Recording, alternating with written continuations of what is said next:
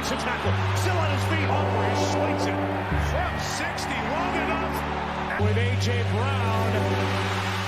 Catch is made by C. Talent in the NFL. Other teams are stacked with it relative to the rest of the league, and others not so much. But no matter what team has you getting a stroke, going crazy over a win, or just disappointing you every Sunday, that's still your favorite team at the end of the day. And in my 9 years of being an Eagles fan, I've pretty much seen it all.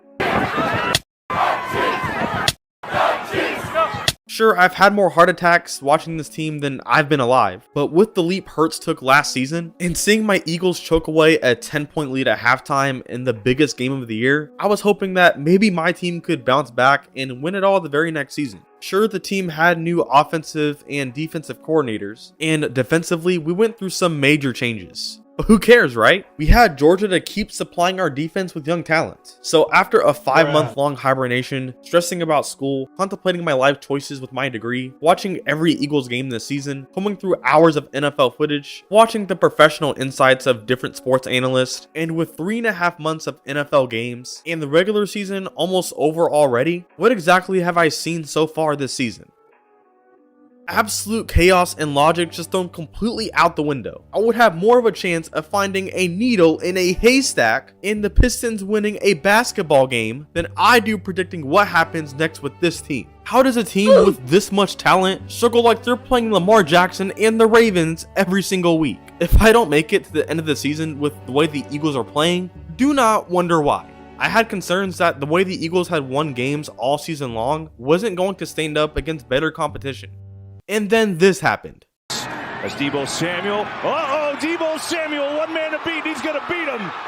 Touchdown 49ers. Okay, so that was a rough game, but the way the Eagles play, they were probably exhausted coming in. I'm sure next week against the Cowboys, they'll be... And he knocks that one through. Good time to be a Cowboys fan. The Dallas Cowboys. I mean, it's the Cowboys. It's the divisional opponents. We know how well Dallas and Dak Prescott plays at home. Maybe against Seattle, they'll put everything together. And the Seahawks are going to snap their 4-game losing streak and send the Eagles to their 3rd straight loss. Last season, when I covered the Vikings comeback against the Colts, I talked about why people didn't trust the Vikings that year despite the 13-4 record. With every game from the Vikings being a nail-biter, a top 10 offense with the 28th ranked defense in the league, and with a point differential of -3, it became clear why they lost to the Giants in last year's wild card. When you compare these two teams side by side, it's not hard to notice how similar, statistically speaking, both teams are. The point differential isn't as bad for the Eagles, but at the same time, this is a more talented group. A lot of the issues this team has had was put on the back burner because they just found ways to win. Sometimes winning ugly has to be done. But I wonder how many times a team can win an absolute nail-biter with controversial calls on both sides until the team is labeled at really good at finding ways to win or just extremely lucky.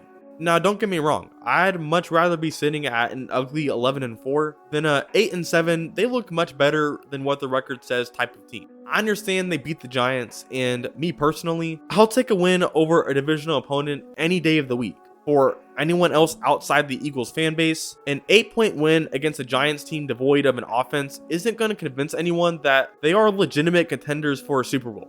What happens when you have all the talent in the world, but you don't know what to do with it? I think that's a question the Eagles are trying to answer right now. Last season in Hurts' second full year as a starter, we saw him take a huge leap in his game. With an offense dedicated on motion before the snap and a run-first approach, games were pretty much over at halftime, and all the defense had to do in the second half was get to the quarterback.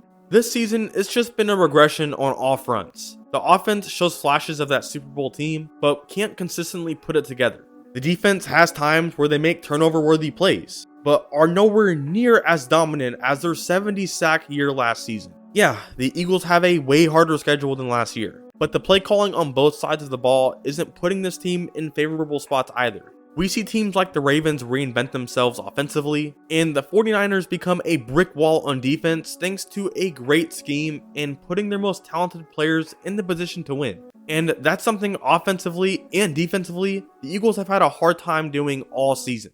I'm in danger! On the bright side, this team is still 11-4 despite all the backlash they've gotten here as of late. The Eagles this year, I think, have not played a complete game this season, and at their best, this team can win against anyone in the league. At their worst, we're pretty much the 2022 Vikings. Which version of the Eagles are we gonna get?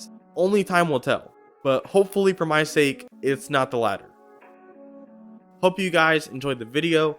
If you could go on down and hit the like and subscribe button, I would greatly appreciate it. Have a great rest of the holiday, and I will see you all in the next video.